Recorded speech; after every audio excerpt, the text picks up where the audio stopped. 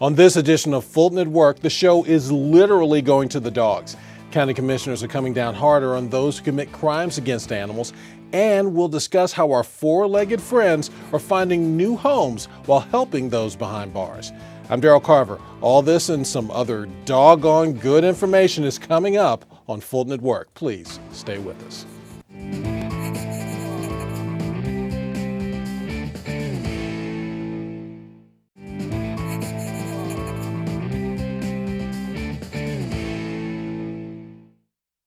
Welcome to our program. I'm Daryl Carver.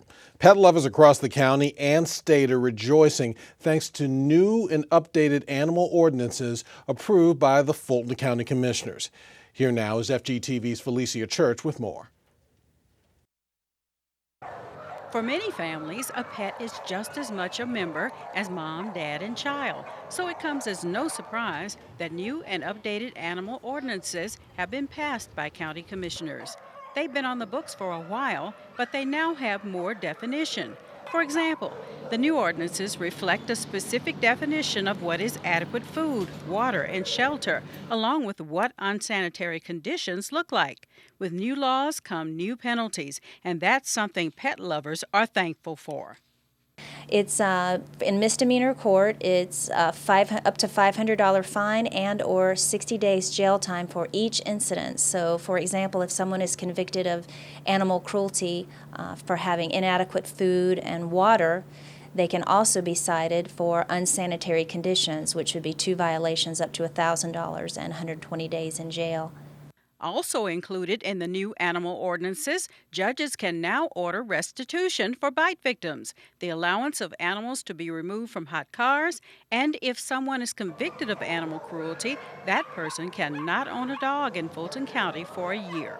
If you feel someone is committing animal cruelty, you're encouraged to call 404-613-0358.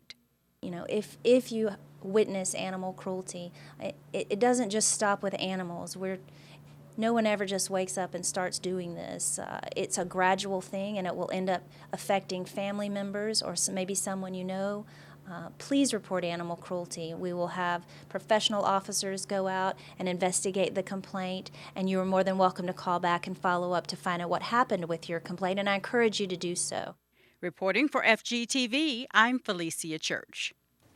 Thank you, Felicia. Joining us now to explain why these animal ordinances were updated and to talk about a unique rescue program is Laura Hudson, Director of Fulton County Animal Services for Lifeline Animal Projects. First of all, Laura, thank you for joining us today.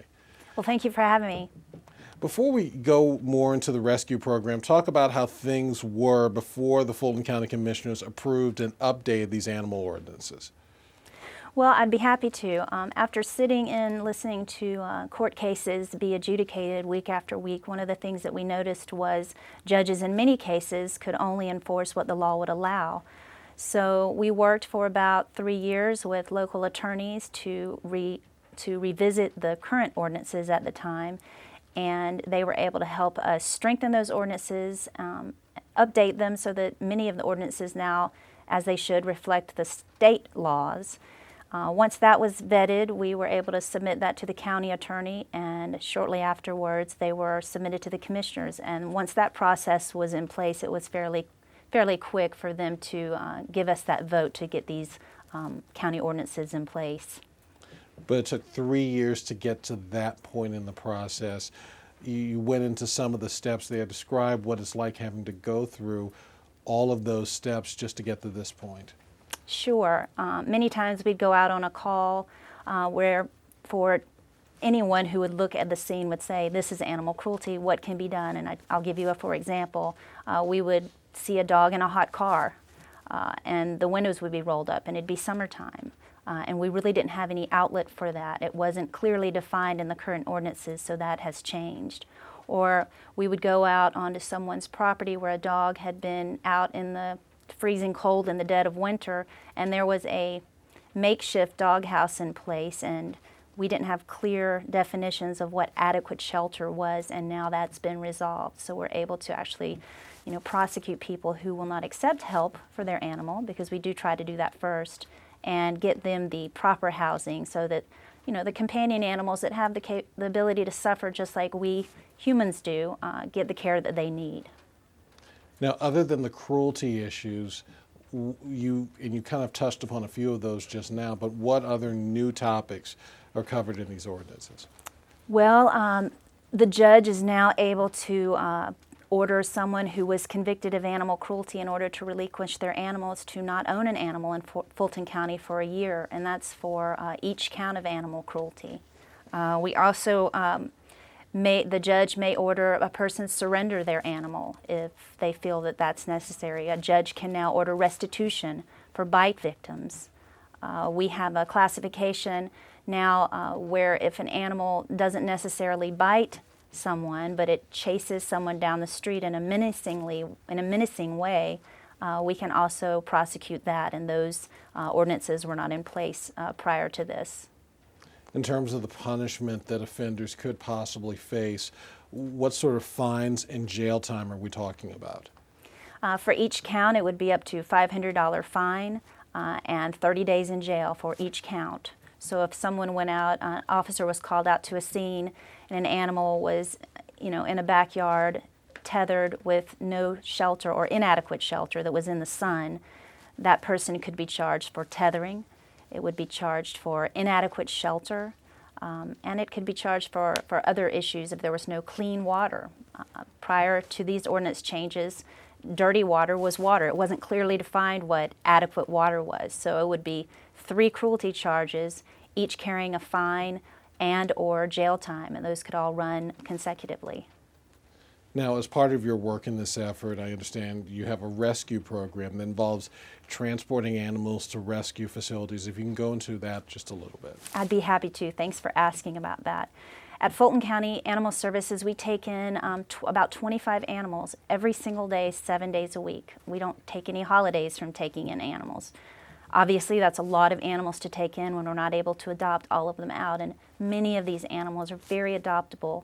And the last thing we want to have to do is take them into the euthanasia room. We work very hard to try to eliminate having to do that. And one of the programs that we've been successful implementing is working with rescue organizations in the northern part of the county and other places in the United States who literally have adopters waiting to adopt animals. So we're able to work with those organizations to send animals up north.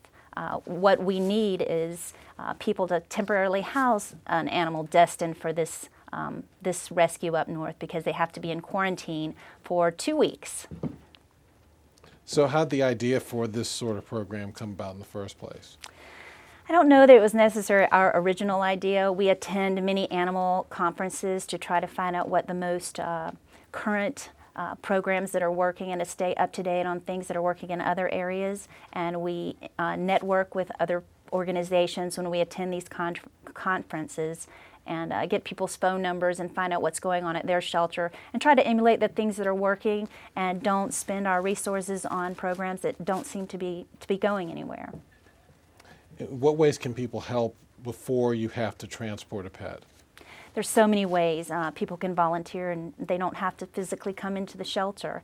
If they want to give us a call at Fulton County Animal Shelter or go on our website, they can click on volunteers and someone could contact them and see if they would be able to temporarily house a transport animal for up to about 2 weeks.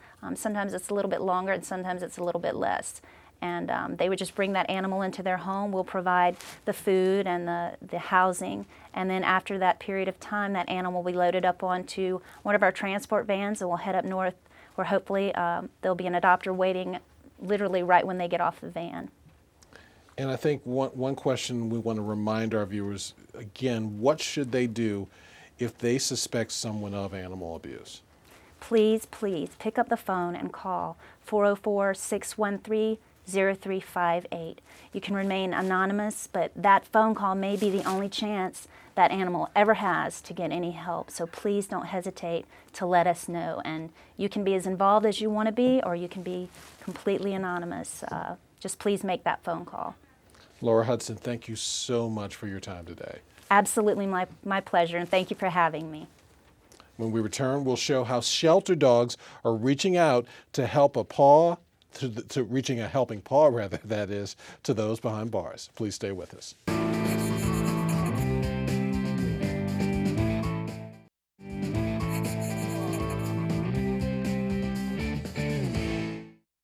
Welcome back. Utilizing shelter dogs to change the lives of incarcerated men. That's the mission of the Canine Cellmates program that started 3 years ago in the Fulton County Jail. Joining us now to go into more detail and to talk to us about how you can get involved is Executive Director Susan Jacobs-Meadows. First of all, thank you for joining us. Oh, you're welcome. How did this whole idea for Canine Cellmates first come about?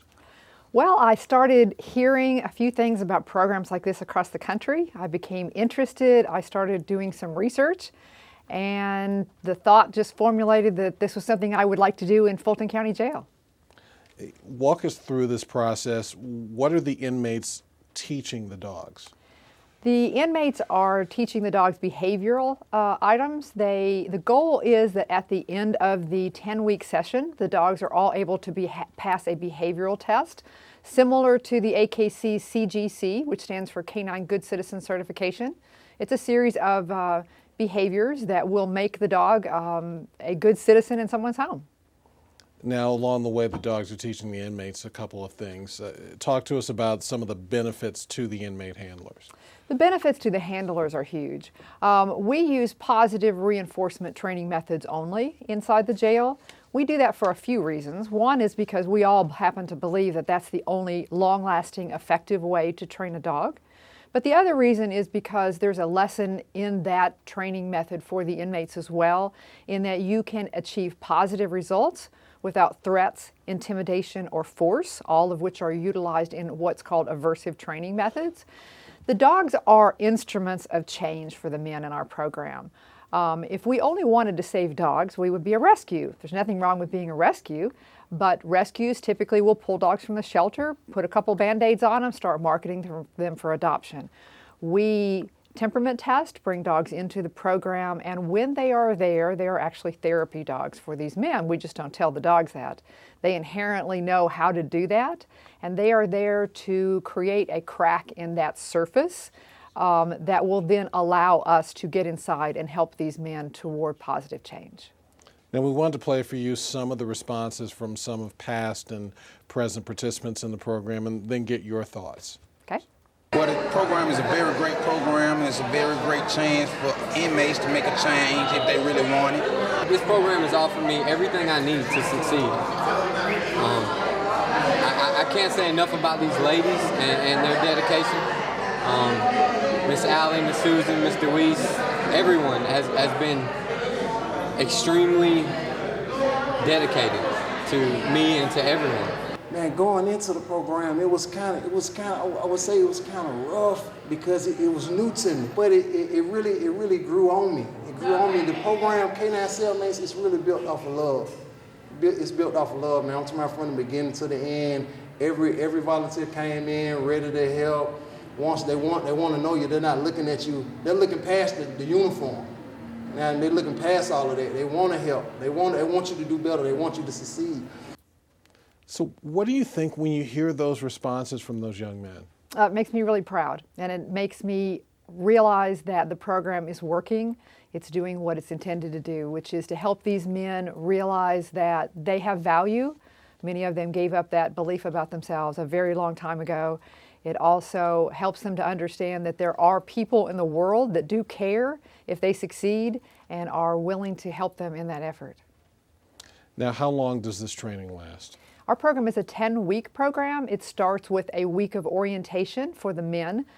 There are no dogs there the first week.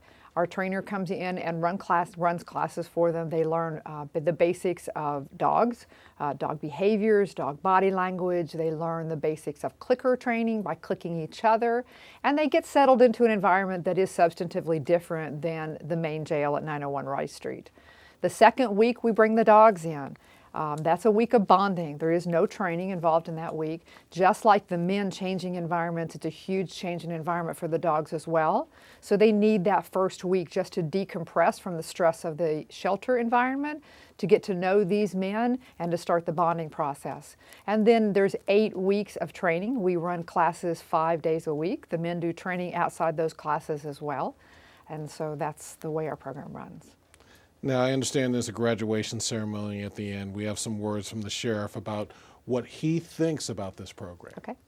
It doesn't seem like we've been doing this for 3 years. I remember when we started, we had no idea where this program would end up. And based on the previous participants in the program speaking today, this program really worked because all 3 talked about how their lives changed. And it changed because they were in this K9 cellmate program. The dogs was just a part of it, though. The volunteers had a great part because they were talking about how the volunteers treated them. And then the support system afterwards, that's what makes this program successful once they get through, and then the follow-up so they don't end up back with us. Now, please tell us a little bit more about the aftercare. What happens to the dogs after the training is complete, and can an inmate adopt the dog that he or she trained after they're released? We work throughout the 9 weeks that we have the dogs with us to get them adopted. We have events about every other week. We call them jailbreak tour events, where we bring the dogs out. These events are about creating awareness of our program, but they're also giving the public an opportunity to meet these dogs. We understand that our dogs are a little bit hard to meet since they live at the jail and you can't just drop by. So that is part of the process of getting them adopted. We also have a very active Facebook page and website that helps to create awareness for these dogs. So these dogs leave the program after they graduate, and they are adopted into very carefully selected homes. The men also have an aftercare component. And what that looks like is it's purely voluntary. We don't compel anyone to stay in communication with us, but we tell these men from the day they step foot into our program that if they give us 110% while they're there, when they leave, when they get released, we will help them, and we follow through with that. We are a very small nonprofit with limited resources. We are volunteer-based, and we rely totally on grants and donations. But we help these men with appropriate housing to the best of our ability to do so. We help them with food and clothing and toiletries and transportation and cell phones. And most importantly, we offer them support like a family would. We tell these men that while they're in this program, we are their family. And when they leave, for as long as they want us to be, we'll be their family. We heard a couple moments ago Sheriff Jackson touting a lot of the benefits of this program. From what we understand, there's a decrease in the number of violent outbursts, and also being involved in this program can help reduce the recidivism rate. Is that true? We absolutely believe that to be true.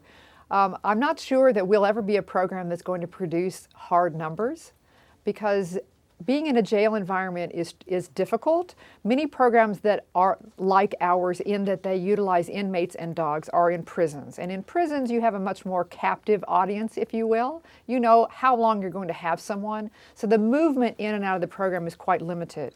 In a jail environment, it's a much more transient audience. And so we do have some movement in and out of the program.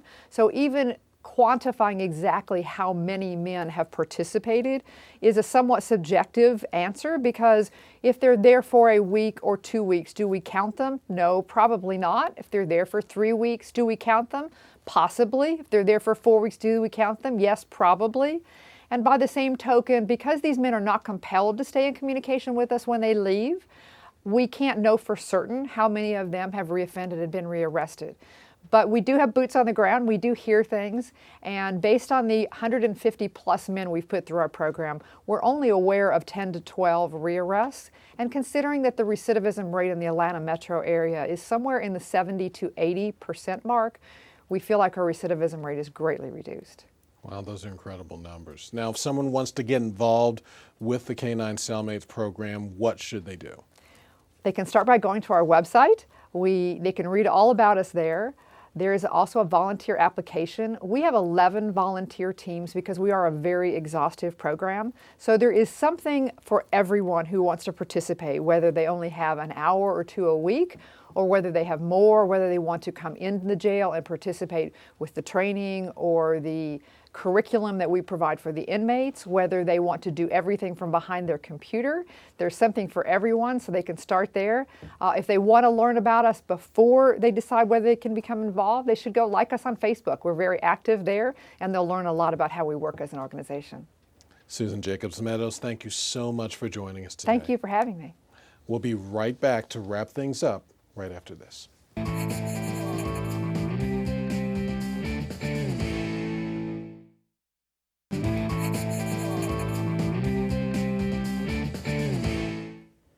That's all of our time. Thank you for joining us for Fulton at Work, and a very special thanks to our guest today. Now, we want to connect with you online. Please check us out on Twitter, Facebook, and Instagram. I'm Daryl Carver, and we'll see you next time.